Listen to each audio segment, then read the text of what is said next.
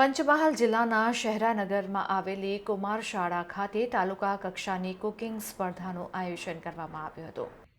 પંચમહાલ જિલ્લાના શહેરાનગરમાં આવેલી કુમાર શાળા ખાતે જિલ્લા પુરવઠા અધિકારી ડોક્ટર ભાર્ગવ ડાંગરની અધ્યક્ષતામાં પીએમ પોષણ અભિયાન અંતર્ગત તાલુકા કક્ષાના કુકિંગ સ્પર્ધાનું આયોજન કરવામાં આવ્યું હતું.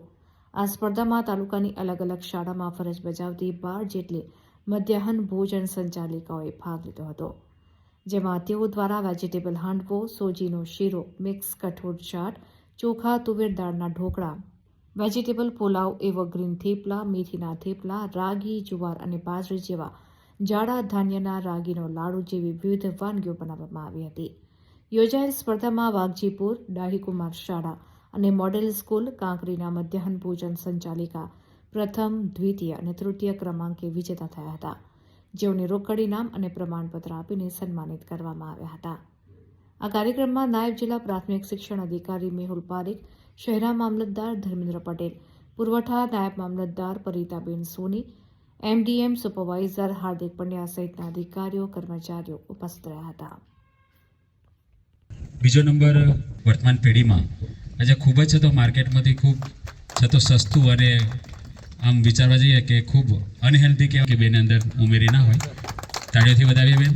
અને સાથે સૌથી વધારે સાહેબ એમને જે ચટણી બનાવી હતી અને દહીં સાથે જેટલા, તો એવું માનું છું કે 12 વિજેતા છે.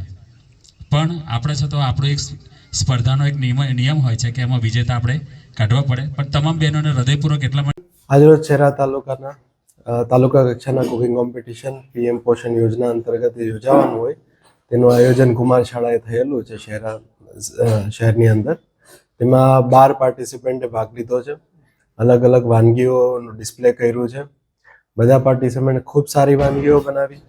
એક જ પ્રકારના રો મટીરિયલમાંથી અલગ અલગ કઈ રીતે અલગ વાનગીઓ બનાવી શકે, તેને કઈ રીતે ડેકોરેટ કરી શકે તે બહુ સારી રીતે આજે ડિસ્પ્લે કરેલું છે.